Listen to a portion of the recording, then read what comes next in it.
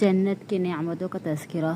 عن ابی سعید الخدری قال قال رسول اللہ صلی اللہ علیہ وسلم ان اللہ یقول اہل الجنہ یا اہل الجنہ فیقولون لبیک ربنا وسعدیک فیقول هل رضیتم فیقولون ما لنا لا نرضی وقد اعطیتنا ما لم تعد احدا من خلقك فيقول أنا أعطيكم أفضل من ذلك قال أي شيء أفضل من ذلك قال أحل عليكم رضواني فلا أسخط عليكم أبدا۔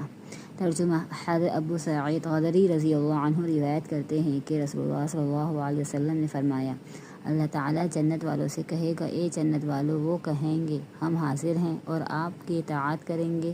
اے ہمارے رب، اللہ تعالیٰ پوچھے گا کیا تم راضی ہو گئے؟